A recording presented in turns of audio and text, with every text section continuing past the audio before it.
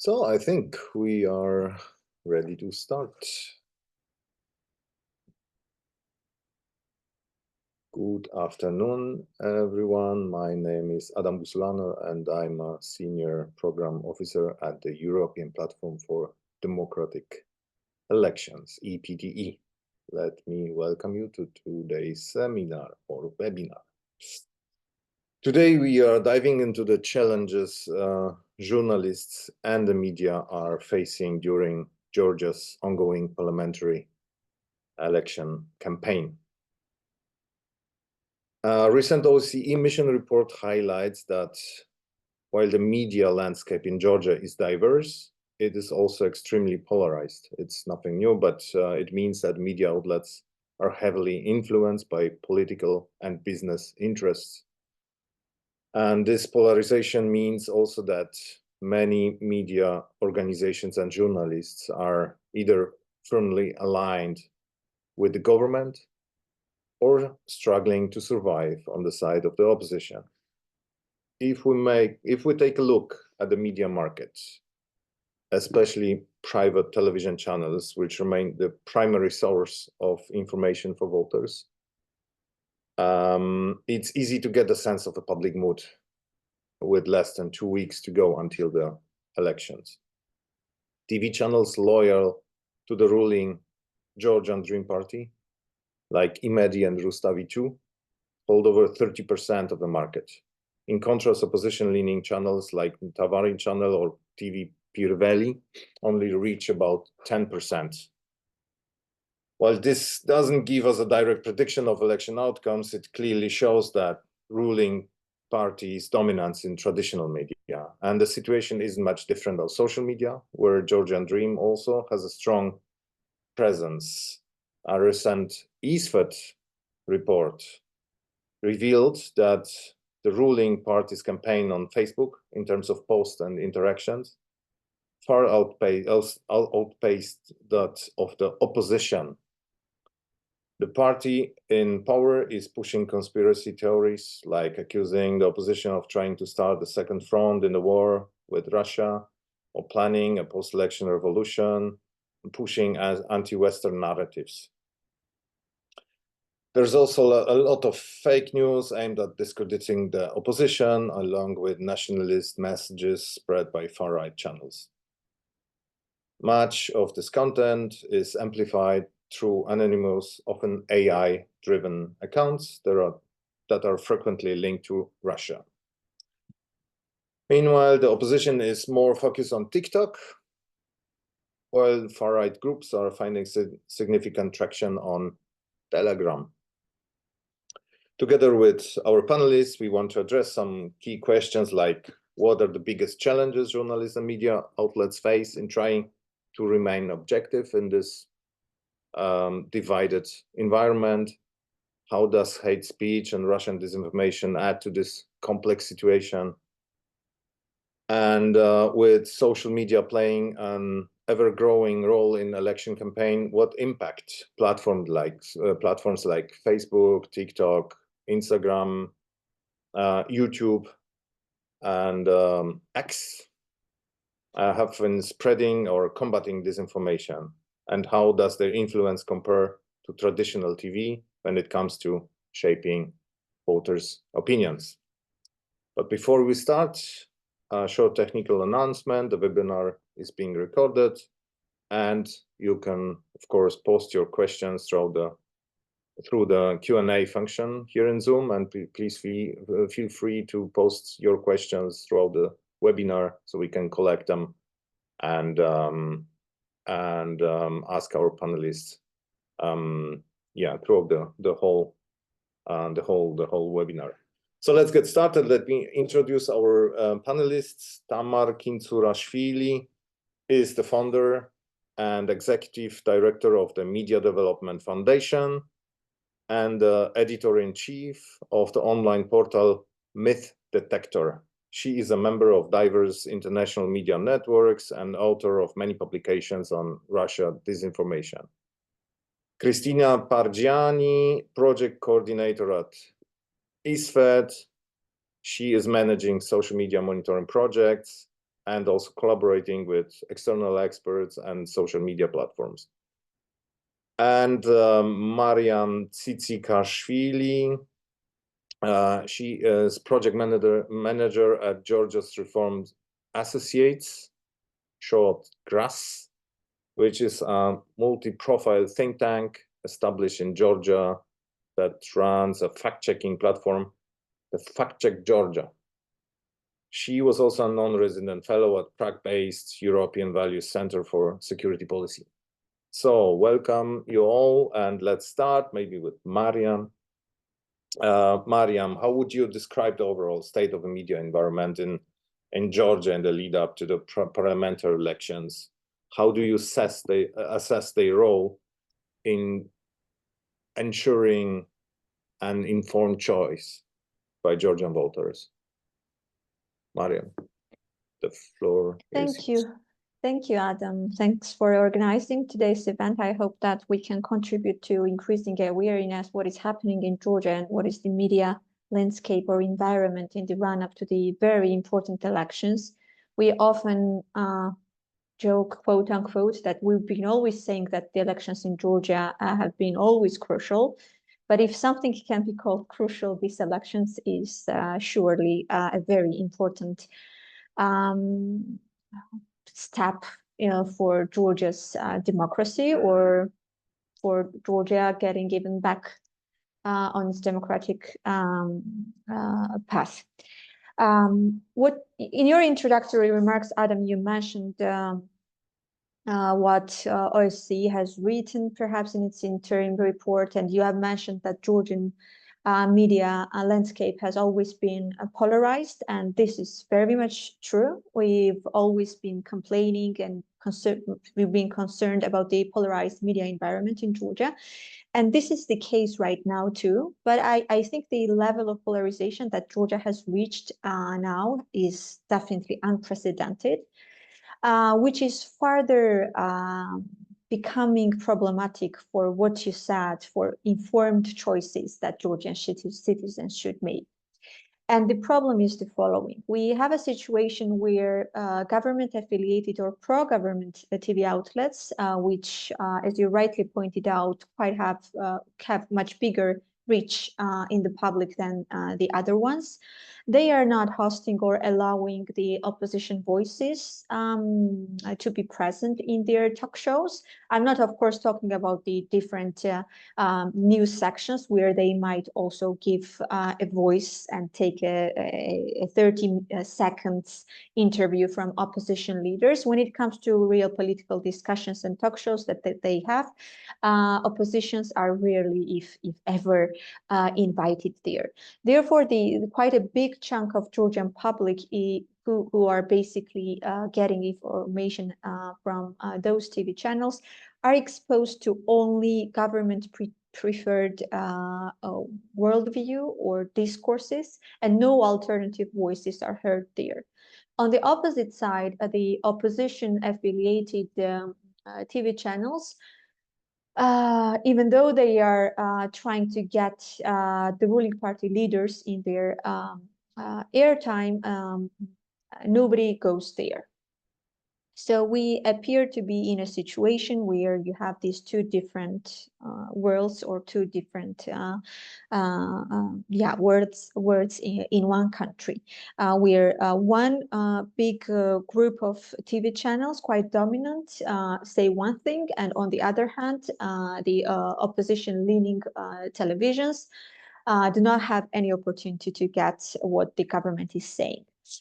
Georgian pre-election period also has never been, about the deep discussions on ideologies or different policy solutions. It always has been very much polarized, very much personality-based, lacking a proper discussion on different policy topics, which are oftentimes neglected right now, and the Georgian public and Georgian citizens do not see their everyday problems being reflected in the campaigns, especially from the ruling party, because what we see being dominated or what the government is trying and how the government is trying to dominate the overall information environment is the following. They are trying to put the entire election as an election between war and peace, in addition to this disinformation or disinformative dilemma they have put towards the Georgian public. I would say that they have extra two frameworks that they are trying to impose on the public, which is portraying these elections as an election between those who support LGBTQ rights versus those who support traditional values, trying to exploit some sensitivities different Georgian societal segments might have in that regard. And last but not least, in order to deflect and somehow outweigh whatever criticism has been coming from the West into Georgia, they are trying to portray as if these elections will decide whether Georgia is a colony to the West, or if Georgia continues to be a sovereign country where its own government makes decisions without interference from the West. And these disinformation narratives are obviously spread not only by the traditional media, but my colleagues will also, I guess, add, but these narratives are increasingly being pushed in social media, be it Meta's platforms, Facebook or Instagram, or video platforms such as TikTok that is getting increasingly popular in this country. And apart from official campaigning that we see on those platforms, we of course at the same time see quite covert, sometimes anonymous groups and anonymous pages pushing GD preferred worldviews and narratives that are connected to those three main dilemmas that the government is trying to impose on the public. So I guess this is the general environment right now. One perhaps another challenge that we see is that if we compare the previous elections, mainstream TV outlets, no matter where they were affiliated to, I think they were more enthusiastic or willing to have some kind of journalistic ethics in place.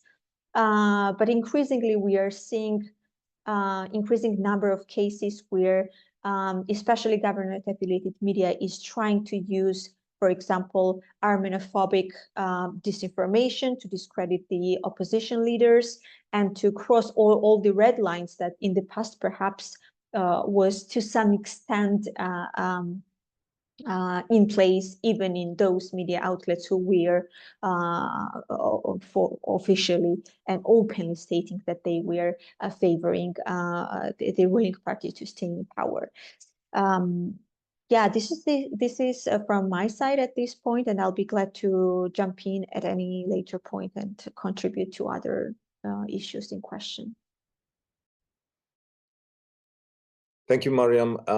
Maybe one more question on the television. Could you refer maybe to the recent cases of penalties imposed on the opposition-leaning media that refuse to screen the spots of Georgian Dream? What's the state of affairs in this? And this. Even though I'm not a media law expert, I can of course share my opinion on that regard. The communications agency, as you rightly pointed out, has sanctioned different TV outlets. I think that no matter what are the opinions on the Communication Commission's decision itself, the bigger problem obviously is whatever the content has been brought to the different TV outlets, meaning that the advertisements itself are the biggest concern to me at this point, as the ruling party has been increasingly using this warmongering propaganda. And in order to support that propaganda, they also publish those advertisements that are trying to exploit and use whatever tragic events are happening and unfolding in Ukraine due to Russia's aggressive actions there.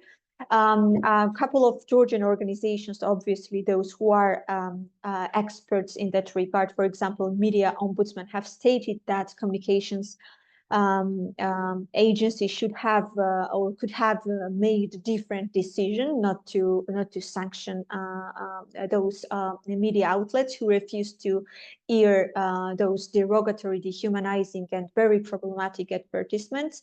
But I have also heard from a couple of other people saying that, technically speaking, the Communication Commission could have taken that decision. But if we take that, we can talk about that if we didn't have a much bigger history of Communication Commission used in order to sanction and pressure the opposition TV channels. Therefore, if you take these current cases in the context of what we've been seeing in Georgia and what we've been seeing from the Communications Commission, obviously this is a very concerning development and yet another attempt to somehow increase pressure on the TV channels who are out of control of the government, no matter whether they are affiliated with somebody else or not. The problem with them is that they are not in the control of the government, and their editorial policy is not governed and affected by the ruling party. That is the problem why they get so often an object or subject of different sanctions from different state institutions. Thank you, Mariam. I'm sure we will continue discussing the role of the so-called ComCom, the Communication Commission, during this webinar. But I would like to go over to Christina. Christina, ISWED published, I guess, yesterday, the newest report, the social media monitoring report. What are the main trends you were observing during the campaign? You're referring to a growing influence of social media, and you are referring to some malign actors, anonymous channels. They are boasting messages of hostile actors, I would say, right? So what are the main trends and who are the main actors and the key narratives in the social media? Thank you, Adam, for giving me the floor and giving opportunity to talk more about elections, which are very important for Georgia and is already labeled as referendum from different political actors, starting from president to ruling party and oppositional party members. To give some context why social media monitoring is important in Georgia, I would like to say that this is one of the main sources of information in Georgia. Like, according to latest polls, 75% of Georgian citizens are using social media networks, and this is only 2% less than using television and traditional media for getting information. So the influence of social media is huge.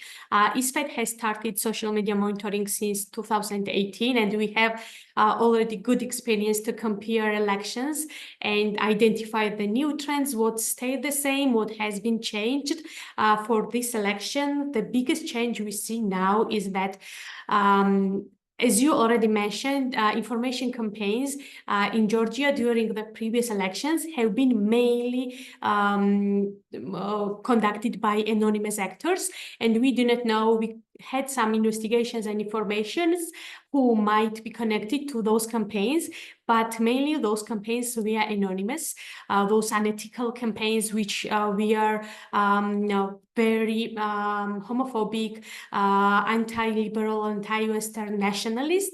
But now we see that those narratives are disseminated by official parties, and a significant portion of those messages is now also circulated by pro-governmental media, as Mariam already mentioned.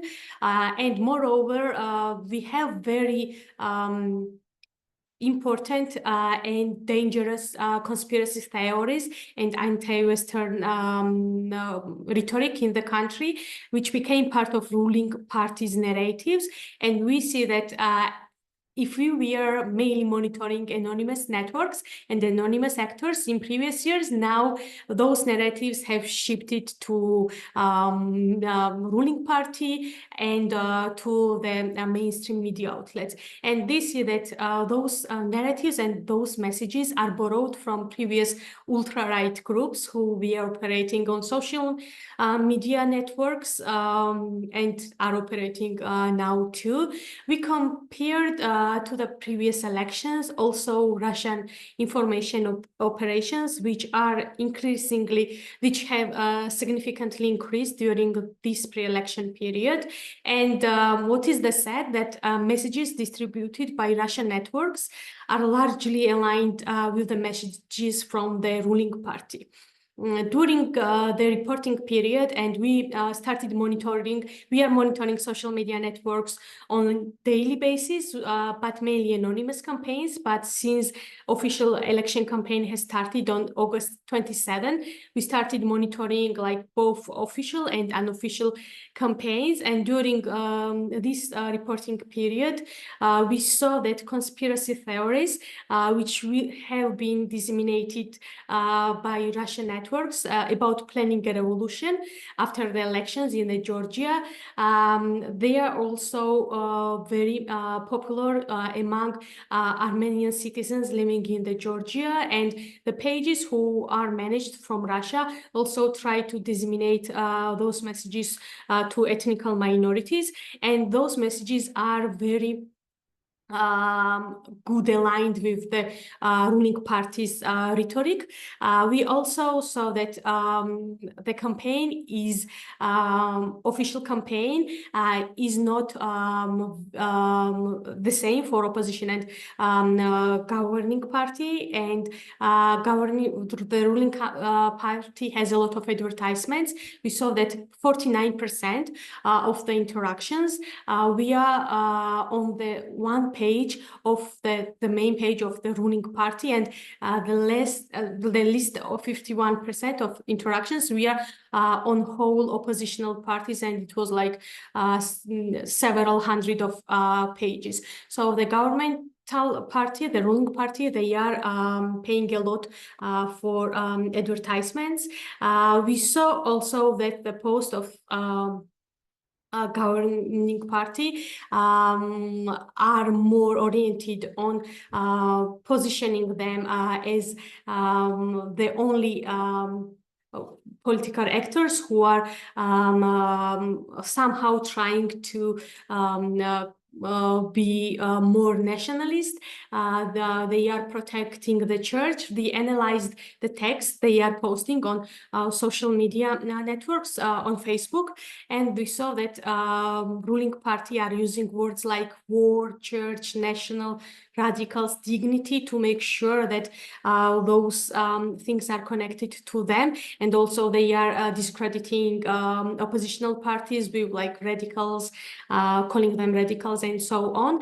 And not only oppositional parties are the target of those campaigns, those hate campaigns. They see that also the representatives of CSOs and media outlets which are critical to the ruling party are also the targets of those campaigns. campaigns, and like Mariam and Tamar also are sometimes under the attack of those campaigns. We saw that campaigns are getting more and more popular on TikTok. After this report, we already started working on the second report, and we saw that pro-governmental channels on TikTok who we are discrediting oppositional parties and supporting Georgian Dream had more than 30 million views in just 20 days. So this is huge amount of views for Georgia, where our population is only like 3 million. And TikTok is very emerging platform for us because it's gaining popularity on daily basis. And unlike Facebook, which is and Meta, which is more or less cooperating with independent researchers and also organizations who are working on disinformation, and we have amazing fact-checking programs which are conducted by MDF and GRAS, but we do not have any cooperation with TikTok, and the messages on TikTok are more they have more disinformation messages, and unethical campaigns are carried out mainly on TikTok right now. And we also saw that, as you already mentioned, Adam, that some AI techniques we are used to make sure used against oppositional leaders.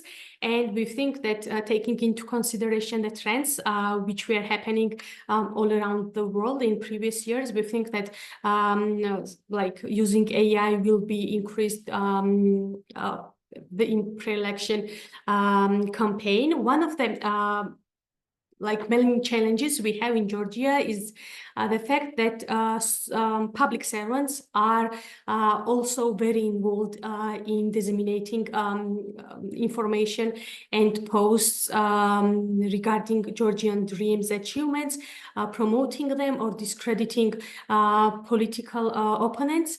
And we started monitoring of public servants' Facebook pages to see if they are involved in the agitation, and we saw that they cannot be involved and they cannot be participating in campaigns supporting one or another party. It's prohibited according to Georgian law, and we already saw that 51 public servants in 24 municipalities have been involved on those campaigns, and mainly those are public servants who are supporting ruling party. We had only like 3 people who we are from the city which has a mayor from oppositional party, but other public servants we are very actively disseminating information supporting ruling party. And this is problem because those public servants are influential in their local communities,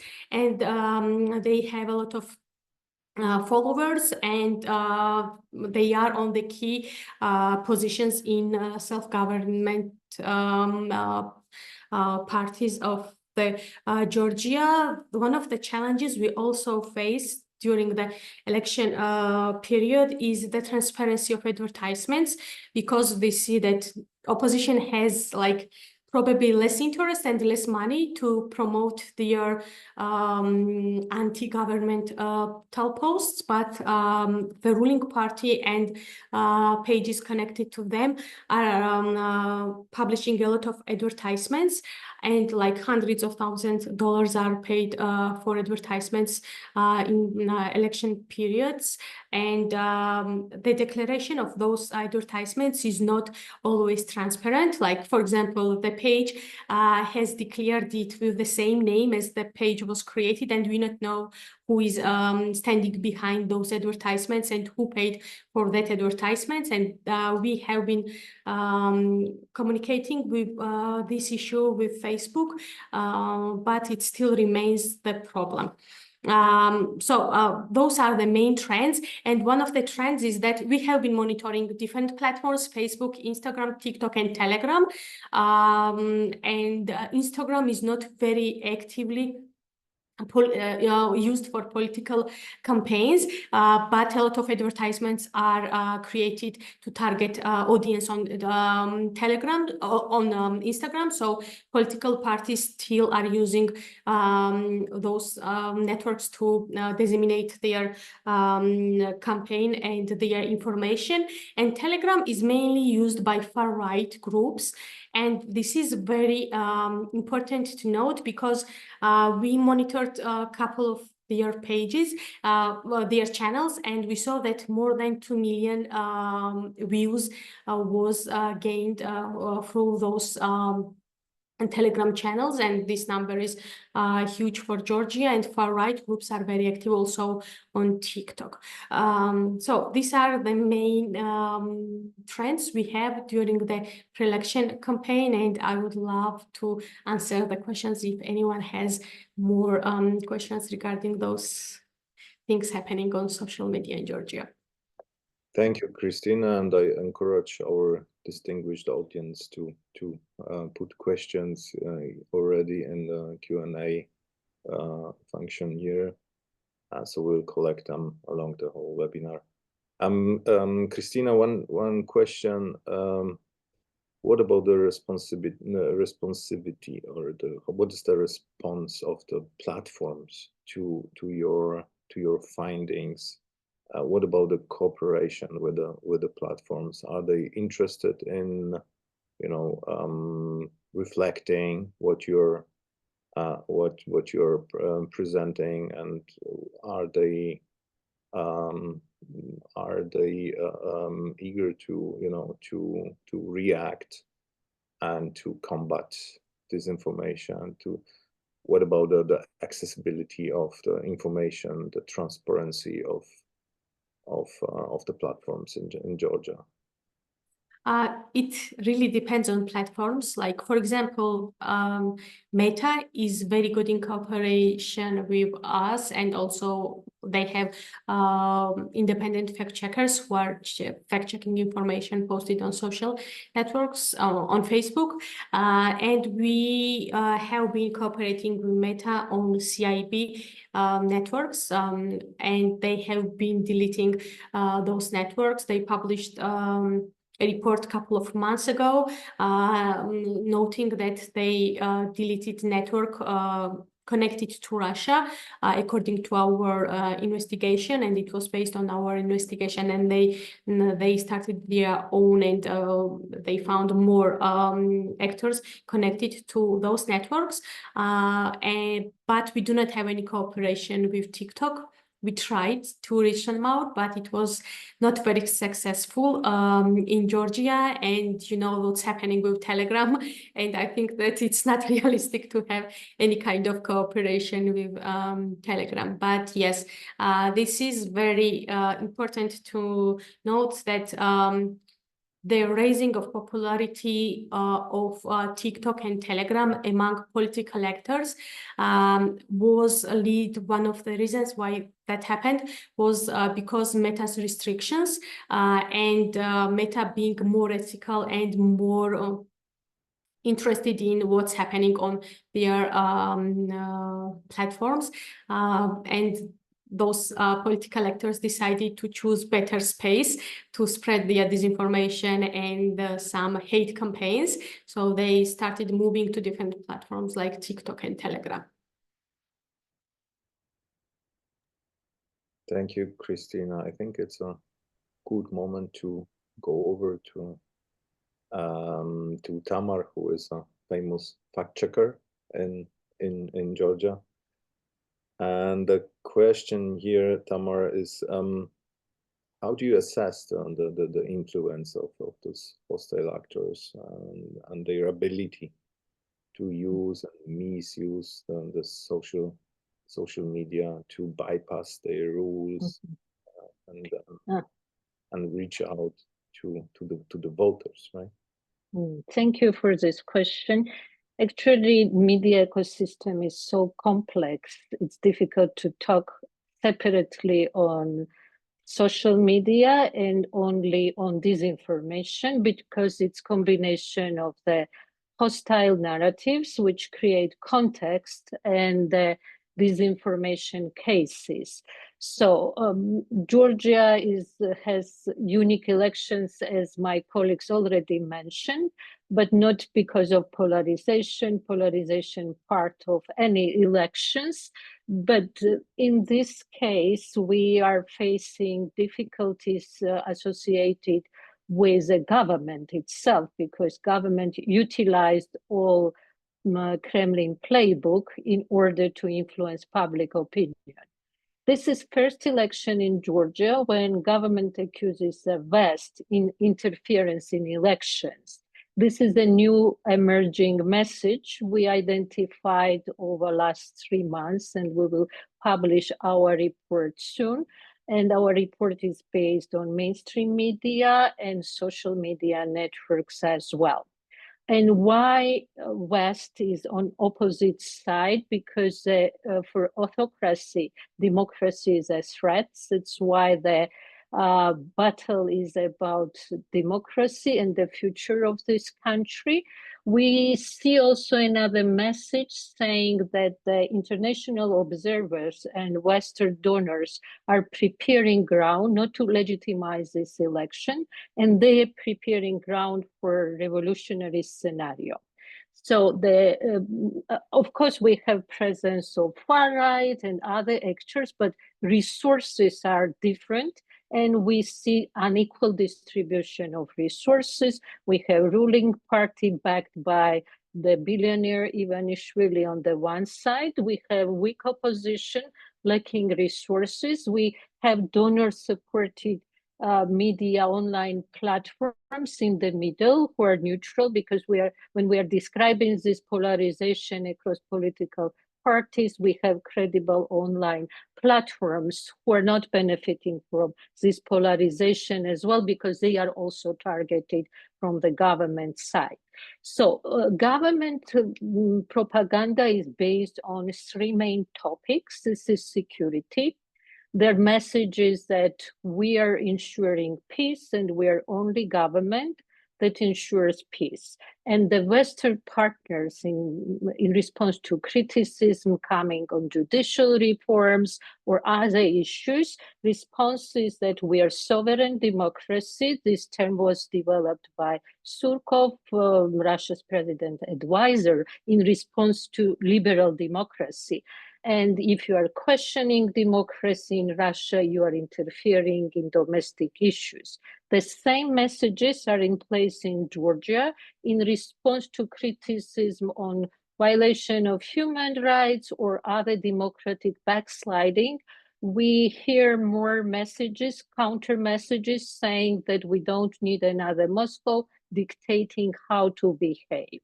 And the slogan of ruling parties, we are moving towards Europe, but with dignity. Under the dignity, they mean sovereign democracy, which means in our regional context that we should define the rules of game. Not someone in Brussels, but here locally, and each country has sovereign right to develop their rule of games, even it's against human rights, which is universal, of course. And the third topic is identity-related discourse. Government recently developed this so-called family protection law versus liberal democracy again.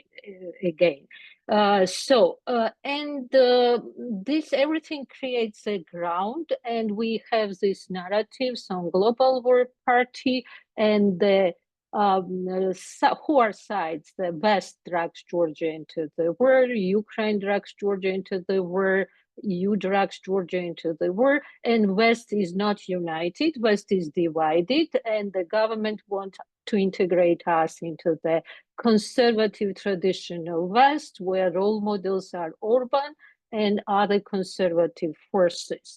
So the government is not saying that we are anti-Western and anti-EU, but their way of presenting the traditional way is in line with the messages coming from far-right groups or pro-Russian groups, as it was described by my previous speakers.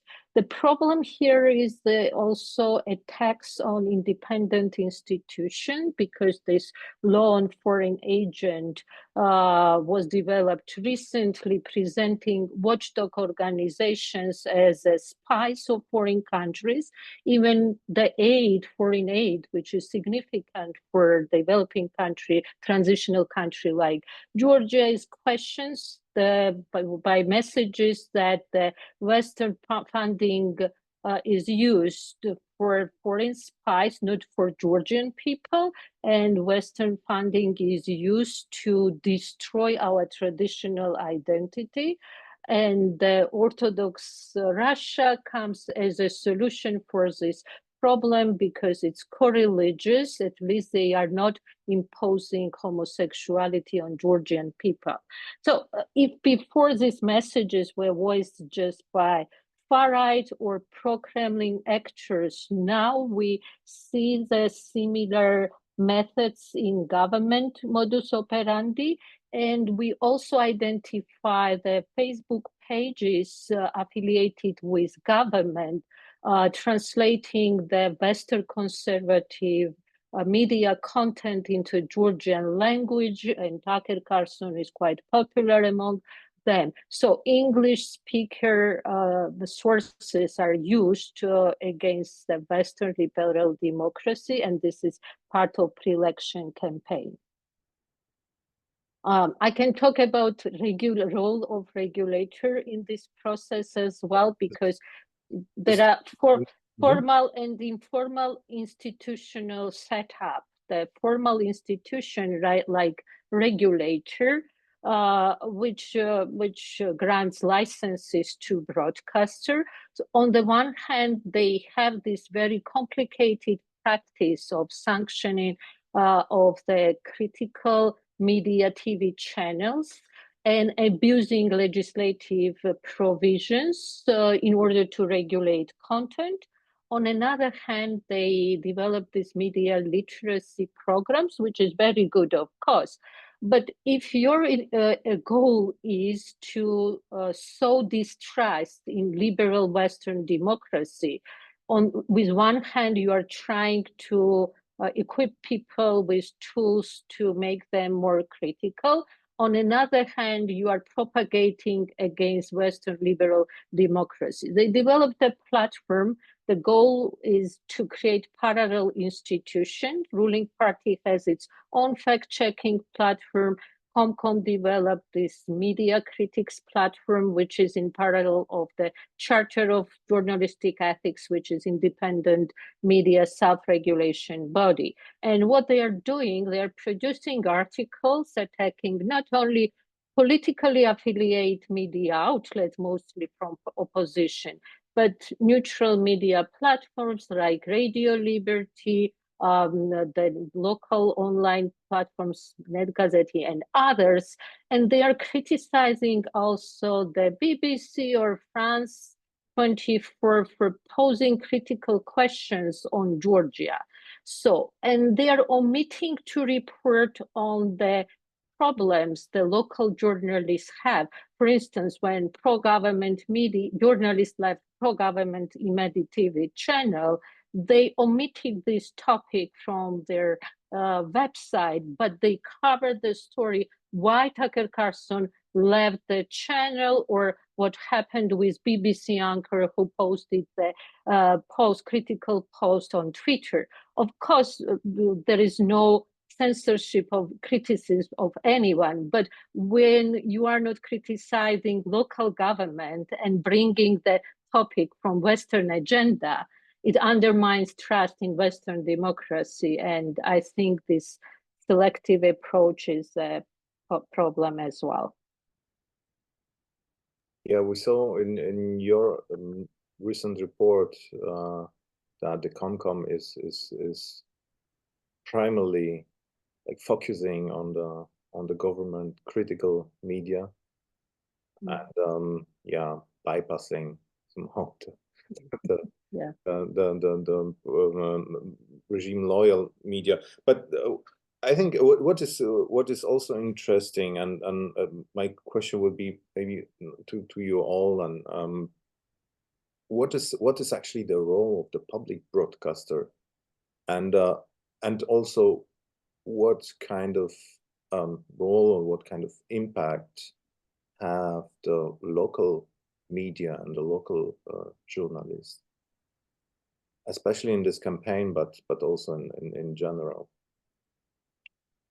We have quite good local regional media outlets, mostly supported by Western donors, but they also face this problem of the foreign law because most of them are not registered and they're not planning to register.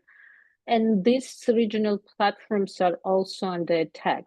We're not monitoring public broadcaster, but public broadcaster is closed for civil society organizations. They are not reporting on the topics we are revealing through watchdog activities. Only exception was the Algerian public broadcaster whose general director was impeached in a very strange way. And this was the only open platform delivering the public good and cooperating with the civil society actors several years ago. Maybe my colleagues can add on. Mariam or Christina, if you want to comment on this. Yeah, regarding the public broadcaster, I can also not give too much information, and we do not specifically monitor. Though, as we are all aware, is the fact that the public broadcaster does not have much reach compared to other TVs, even though they are they have quite big revenues or finances. Especially if we compare those to the to different TV outlets that are more often said to be opposition affiliated, or at least not in the hands of the ruling party. Concerning trend, what we have seen perhaps regarding public broadcaster also is the fact that those TV talk shows or shows in general that have been more or less popular in their airtime, most of them were closed down. The GPB board has been saying, and the directors have been saying, that this was a result of a change in their finances, that they do not have that money anymore. But of course, circumstantial evidence, I would say, was that the TV shows that were closed down were mostly run by the people who have been one way or another critical to the government, and have been also very active during the adoption of the so-called Russian law, and they were actively criticizing the adoption of the law that has halted Georgia's European integration, for example, not to say the democratic backsliding we are experiencing, and we would experience if this law remains to be in power in the future too. And one of the talk shows I was just recently told by my colleague, run by Nino Zuriashvili, was stayed in the airtime, but as I'm told, the talk show went to the GPB radio, so that will not be broadcasted in TV, but will be broadcasted just in GPB's radio. And this has been the very critical or TV political talk show where different public policy issues are discussed, including with the participation of critical civil society. Perhaps that has been the only room where the critical voices were every week invited to that show. So these examples, of course, increase suspicions that there could be certain amount of influence in the GPP by the ruling party also, which further gives us a very bad result that GPP is not viewed by the public critical part of the public too, and basically GPP is perceived as falling short of achieving the objectives it has in its mission. Because there are perhaps no debates between the main. I think they will be, formalistically speaking, they will be having some kind of a debate. At least they will be inviting different, and perhaps they are inviting different politicians to their airtime too. But they are not having any debates. I don't know why is it happening. So in the past, I remember that there were attempts to have some, but then it was ruling party who was refusing to participate in a setup where they would be presented there with the opposing parties. I'm not sure if there has been any suggestion or proposal from the GPP to have such kind of a debate among all the political groups, but we are just 2 weeks before the elections, but I have not heard anything on that. As I said, individually, they of course host the opposition parties, lead their leaders, their representatives. We cannot, of course, say that we have the same situation what I've described in the beginning in case of EPDE TV or Post TV, where opposition voices are entirely denied and they are not given opportunity to talk to the constituencies. That is not the case in case of GPP. The more it would be important to somehow to have this debate. When we see, I mean, if you were referring to those two bubbles, right? You have the one, and they are not no points where they could somehow cross over, where they would bring people from different perspectives. So EPDE is doing is covering just only pro-government messages, when PUVE is doing the opposite, right? Yeah, and perhaps we shall say there could be much criticism to the opposition media too, but in this case, they are offering their floor to the ruling party, but they are not going to their talk shows. So even if they want to have, proper discussion to give critical questions to the ruling party, they are not given that ability. And one more issue, perhaps regarding diminishing or decreasing media freedoms in this country and giving challenges to the journalists. There was adopted a regulation in the parliament that if an MP thinks that a journalist is after them and they do not want to answer the questions, they can appeal to the speaker, and then journalists are taken away an ability to even enter the parliament, and for a certain amount of time they are sanctioned that way. And this was problematic. This is problematic in the context that the ruling party representatives are not going to the opposition and independent media outlets, and those media outlets are denied somehow to get access to the parliament, where they have the only space to ask questions to the MPs. And for example, during the adoption of the so-called Russian law, the neutral media, Tamar was talking about online media that is not dependent or connected to any political group, and that are basically living on their own or on the funds that they are getting from different donors. They were entirely refused to enter the parliament building and to ask different questions when this law was in the process of adoption. The law that is also regulating their presence in this country. So yeah. Thank you. I see we have at least 3 questions here in the Q&A section. The first one is, and I encourage you all to respond to them. How do you all see the media landscape possibly change following a Georgian dream or the opposition win? So how the media landscape can basically change after the elections?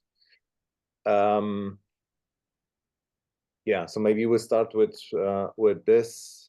And then the other question is about the civil servants and what has been done, if something has been done against those civil servants who use governmental channels to campaign for the ruling party. And has this phenomenon been observed for opposition-leaning officials too? I guess there are some answers already in the report of ISFET, right? But maybe we'll start with the first question. Who is eager to answer? How do you see? I can start. Elections? Actually, Georgian media landscape is not self-sufficient. We have more media outlets rather than market can sustain, and usually competing political interests are ensuring pluralism, especially in broadcast media. However, this situation is specific due to this foreign agent law, because the most money not controlled neither by government nor opposition comes from Western donors, and it's essential to support independent online platforms for a neutral one in this polarized media ecosystem. After elections, not only media, but civil society actors are facing challenges of the implementation of this legislation. Neither of us are registered. And as I know, most regional or other online platforms are not registered at all. After elections, it's difficult to predict outcomes, but instrumentalization of media is a problem that started before this ruling party came into the power. And that's why we need more the journalistic unity, trade unions, which exist only on paper, no solidarity, and usually journalists are changing their position based on owners' preferences rather than fighting for their rights. This problem is this is more problematic right now because of the pressure on the money not controlled by government. I mean, the Western donor fundings. So it's difficult to predict, and we should change this culture in any case, whether opposition wins or the ruling party. It would be harder in case of ruling party. A huge task. Maybe Christina on the second question. Yeah, I will answer for the second and the third questions because they are related to elections. So regarding the second questions, we are notifying to relevant agencies, and the agency for in these cases, then public servants are promoting one or another party is Central Election Committee, and we already submitted some examples to them showcasing that this is happening on social media networks, and we will wait for their decisions.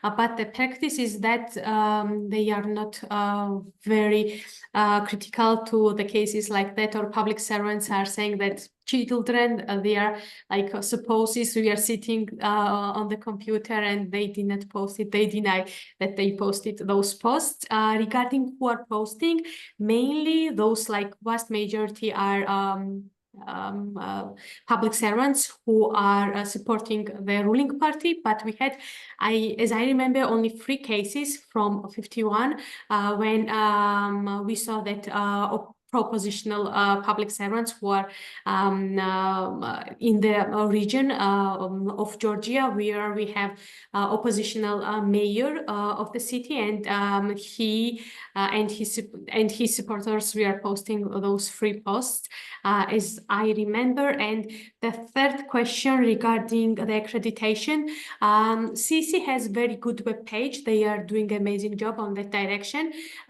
It's very easy to get accreditation, and I was checking yesterday. I was interested how many media outlets are registered to cover Georgian elections, and I saw many international and foreign media outlets who will be reporting on Georgian elections. And I think that these elections will be unique, not only because it's very important, but we will have like huge amount of journalists who will be covering and observing the elections in Georgia. And it's very important for Georgia and for us to make sure that the elections are conducted fairly. So I think that you should try registering as and getting accreditation on CSE webpage. And if you have like if you need any assistance or have any problems, just contact us and we will help you out if you will need that. Thank you. But I see also that there is also a reference to the issue of security, right? And I think it's a big issue also during this campaign, the safety of journalists. It's a long story, but maybe we could make it short. And then what would be your assessment of? Yeah, it's really long story.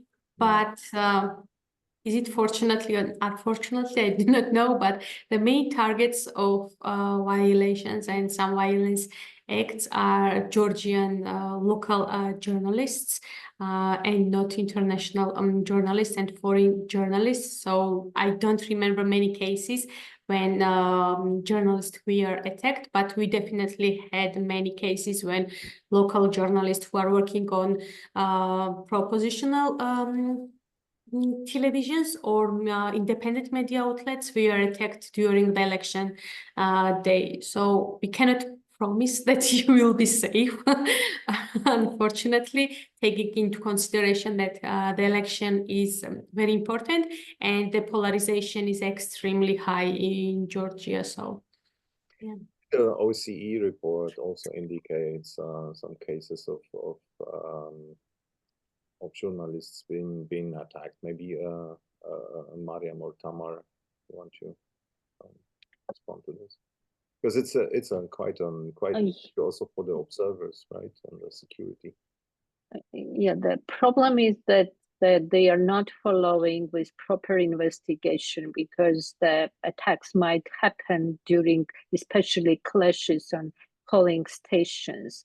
The issue is whether the institutions are responding to investigate such cases.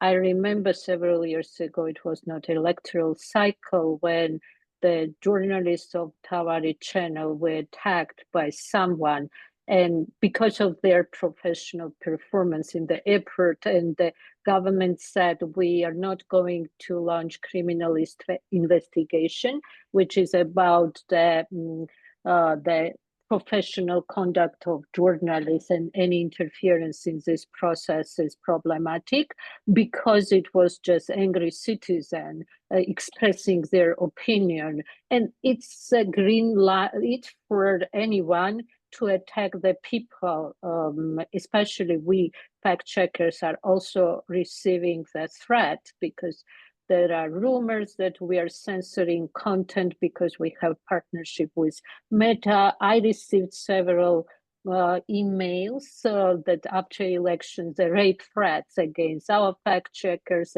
against me. We filed complaint to the prosecutor office, no response so far from July. This showed that the state institutions are not responding, and they have responsibility for these actions, because I know email, I know the people who vandalized our office. No one was summoned for questioning. They even left the footages we publicly reported and asked them to investigate. So it's not the same country it was before, during previous election. It's a country where no formal investigation is launched against in response to attack on journalists or civil society organizations. So I am not saying that you are protecting, but we should defend this country and we should defend democracy, because we're not going anywhere. Even formally, we might register somewhere to survive in this new environment. And there is another question: what the West could do to support Georgian journalists? Anything specific? Maybe anything specific for now, for the election day? I think to continue monitoring process, even the West is not arbiter for this government, which was not case neither during Shevardnadze time. I remember I was a reporter by that time because it was a red line for Shevardnadze's government, who was pro-Western, not anti-Western, but there was a problem of corruption and failed state by that time. That's why Rose Revolution happened. Anyway, continuing the monitoring of elections and repression that might happen after elections because a law on foreign agent is not enforced yet. Yeah. So we, yeah, let's continue for another 3 minutes. We have a last question, and thank you, Vardina, for bringing this up, because I wanted also to ask you about the situation. What we also saw in the ISFET report about this Armenophobia and the Russian-based internet resources, social media resources, targeting the Armenian minority in the Samtsk-Yavakheti region, right? Which is the border region with Armenia, with beautiful places like Al-Khalaki or Al-Khalaki and Akalsiche, etc. I remember I was there 10 years ago, maybe 15 years ago, last time. And so what is here? It's reminds me of the situation with Gagauzia. We have also parallel elections in Moldova, right? Where there is a direct pressure and direct influence from Russia targeting minorities or minority regions ahead of the elections. What is at stake here? Thank you for the question, and it's very tricky question to answer, because we have seen many unethical campaigns during this pre-election period, and one of them is Armenophobic campaign, which has started almost months ago. We saw that some Armenophobic posters were posted on social media pages of anti-opposition and pro-government anonymous pages. And then we saw that one of the televisions, pro-government televisions, Post TV, went to one of the oppositional leaders, and the posters, they had the same narrative that one of the leaders, Mamuka Khazaradze, he's Armenian and he's hiding his origins. And the reporter journalist went there and asked about his origins, why he's ashamed to be Armenian. And these videos and posters were advertised on Facebook with like hundreds of dollars, and also posted on different platforms, starting from TikTok to also some Telegram pages. And this is one of the directions of Armenophobic campaign. And unfortunately, we cannot see any statements from the ruling party against actions like that. Yeah, and also, as Adam already mentioned, they see that minorities are targeted, especially the ones who are Armenian speaking, are targeted by pages who are cooperated from Russia, who are managed from Russia, and different kind of disinformations are spread on those pages and groups. And mainly, as I already mentioned, it's related to revolution. And Tamar explained that West plans revolution according to some crazy theories. West plans revolution in the Georgia after the elections, and those messages were spread among Armenian community too. And one of the findings of our research and our report is that we do not have many campaigns and many information spread on the languages of ethnic minorities. Like even informational campaigns of political parties are not active on Azerbaijani and Armenian languages in Georgia, and it is very bad because those people are left without proper information about elections and about the situation in the country, what's happening, and they are getting this information from other sources which are mainly manipulative, from Azerbaijan, from Turkey or Russia. If I met a few words too. Yeah, actually what Christina mentioned, we have the gap in informing minority in their own languages, and public broadcaster has duty to fill this gap. Unfortunately, there was translation of programs in minority languages, and because of language barrier, we see influence of neighboring Turkey or Russia or Armenian language channels. So this is a security problem as well. In addition, there is another gender disinformation used by the anonymous pages affiliated with ruling party against opposition. In this case, we are not able to fact check private life of person, and the platforms are not responding properly to remove such harmful content because it's unethical. It's difficult to verify whether someone has affairs with another man or women, but they are targeted because of their political position, not because this is malinformation. Thank you.